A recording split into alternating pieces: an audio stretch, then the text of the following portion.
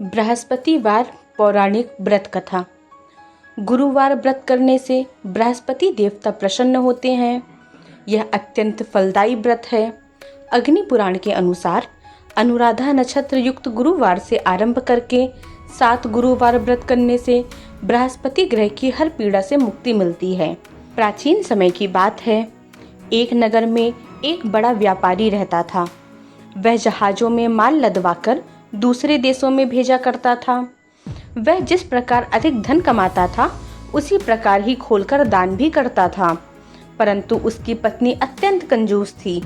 वह किसी को एक दमड़ी भी नहीं देने देती थी। एक बार सेठ जब दूसरे देश व्यापार करने गया, तो पीछे से बृहस्पति देव ने साधु के वेश में उसकी पत्नी से भिक्षा मांगी।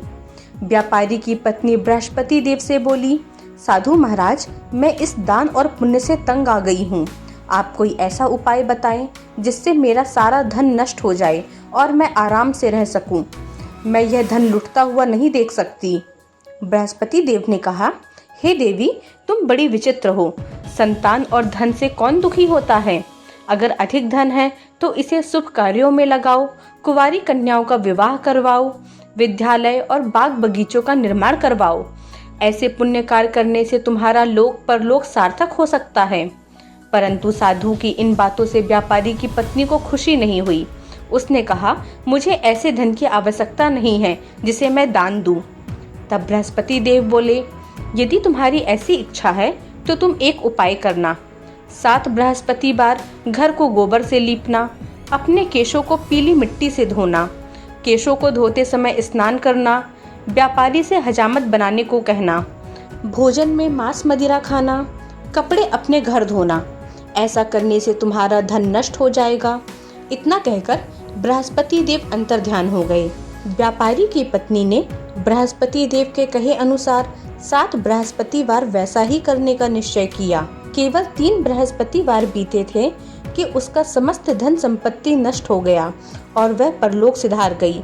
जब व्यापारी वापस आया तो उसने देखा कि उसका सब कुछ नष्ट हो गया है। उस व्यापारी ने अपनी पुत्री को सांत्वना दी और दूसरे नगर में जाकर बस गया। वहां वह जंगल में लकड़ी काट कर लाता और शहर में बेचता।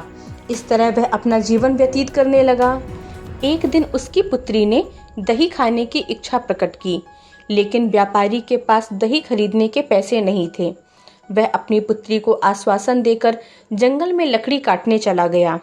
वहां एक वृक्ष के नीचे बैठ अपनी पूर्व दशा पर विचार कर रोने लगा। उस दिन बृहस्पतिवार था। तभी वहां बृहस्पति देव साधु के रूप में सेठ के पास आए और बोले, हे मनुष्य, तू इस जंगल में किस चिंता में बैठा है? तब व्यापारी बोला, हे महाराज, आप सब कुछ जानते हैं। इतना कहकर व्यापारी अपनी कहानी सुनाकर रो पड़ा। बृहस्पति देव बोले, देखो बेटा, तुम्हारी पत्नी ने बृहस्पति देव का अपमान किया था, इसी कारण तुम्हारा यह हाल हुआ है। लेकिन अब तुम किसी भी प्रकार की चिंता मत करो। तुम गुरुवार के दिन बृहस्पति देव का पाठ करो। 2 पैसे के चने और गुड़ लेकर जल के लोटे में शक्कर डालकर वह अमृत और प्रसाद अपने परिवार के सदस्यों और कथा सुनने वालों में बांट दो। स्वयं भी प्रसाद और चरणामृत लो। भगवान तुम्हारा अवश्य कल्याण करेंगे। साधु की बात सुनकर व्यापारी बोला, महाराज, मुझे तो इतना भी नहीं बचता कि मैं अपनी पुत्री को दही लाकर दे सकूं। इस पर साधु बोले, तुम लकड़ियां शहर में बेचने जाना। तुम्हें लकड़ियों के दाम पहले से चौगुने मिलेंगे, जिससे तुम्हारे सारे कार्य सिद्ध हो जाएंगे। उसने लकड़ियां काटी और शहर में बेचने के लिए चल पड़ा। उसकी लकड़ियां अच्छे दाम में बिक गईं, जिससे उसने अपनी पुत्री के लिए दही लिया। गुरुवार की कथा हेतु चना गुड़ लेकर कथा की और प्रसाद बांटकर स्वयं भी खाया। उसी दिन से उसकी सभी कठिनाइयां दूर होने लगी। परंतु अगले बृहस्पतिवार को वह कथा करना भूल गया।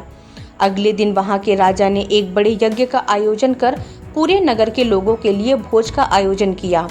राजा की आज्ञा अनुसार पूरा नगर राजा के महल में भोज करने गया, लेकिन व्यापारी व उसकी पुत्री तनिक विलंब से पहुंचे। अतः उन दोनों को राजा ने अपने महल में ले जाकर भोजन कराया। जब वे दोनों लौट कर आए, तब रानी ने देखा कि उसका खूंटी पर टंगा हार गायब है। रानी को व्यापारी और उसकी पुत्री पर संदेह हुआ कि उनका हार उन दोनों ने ही चुराया है। राजा की आज्ञा से उन दोनों को कारावास की कोठरी में कैद कर दिया गया। कैद में पड़कर दोनों अत्यंत दुखी हुए। वहां उन्होंने बृहस्पति देवता का स्मरण किया। बृहस्पति देव ने प्रकट होकर व्यापारी को उसकी भूल का आभास कराया और उन्हें सलाह दी कि गुरुवार के दिन कैद खाने के दरवाजे पर तुम्हें 2 पैसे मिलेंगे। उनसे तुम चने और मुनक्का मंगवाकर विधि पूर्वक बृहस्पति देव का पूजन करना, तुम्हारे सब दुख दूर हो जाएंगे। बृहस्पतिवार को कैद खाने के द्वार पर उन्हें 2 पैसे मिले। बाहर सड़क पर एक स्त्री जा रही थी।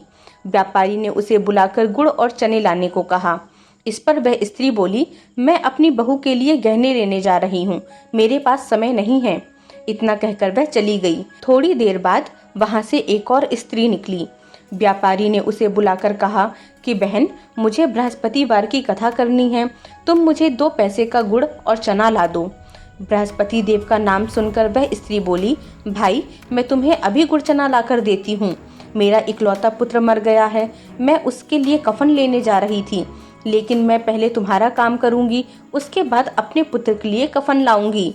वह स्त्री बाजार से व्यापारी के लिए गुड़ चना ले आई और स्वयं भी बृहस्पति देव की कथा सुनी। कथा के समाप्त होने पर स्त्री कफन लेकर घर पहुंची। घर पर लोग उसके पुत्र की लाश को राम नाम सत्य है कहते हुए शमशान ले जाने के लिए तैयारी कर रहे थे। स्त्री बोली, मुझे अपने लड़के का मुख देख लेने दो। अपने पुत्र का मुख देखकर उस स्त्री ने उसके मुंह में प्रसाद और चरणामृत डाला। प्रसाद और चरणामृत के प्रभाव से वह पुनः जीवित हो गया। पहली स्त्री जिसने बृहस्पति देव का निरादर किया था, वह जब अपने पुत्र के विवाह हेतु पुत्र वधू के लिए गहने लेकर लौटी और जैसे ही उसका पुत्र घोड़ी पर बैठकर निकला, वैसे ही घोड़ी ने ऐसी उछाल मारी कि वह घोड़ी से गिरकर मर गया। यह देख स्त्री रो रोकर बृहस्पति देव से क्षमा याचना करने लगी। उस स्त्री की याचना से बृहस्पति देव साधु वेश में वहां पहुंचकर कहने लगे, देवी, तुम्हें अधिक विलाप करने की आवश्यकता नहीं है। यह बृहस्पति देव के अनादर के कारण हुआ है। तुम वापस जाकर मेरे भक्त से क्षमा मांगकर कथा सुनो, तभी तुम्हारी मनोकामना पूर्ण होगी। जेल में जाकर उस स्त्री ने व्यापारी से माफी मांगी और कथा सुनी। कथा के उपरांत वह प्रसाद और चरणामृत लेकर अपने घर वापस गई। घर आकर उसने चरणामृत अपने मृत पुत्र के मुख में डाला। चरणामृत के प्रभाव से उसका पुत्र भी जीवित हो उठा।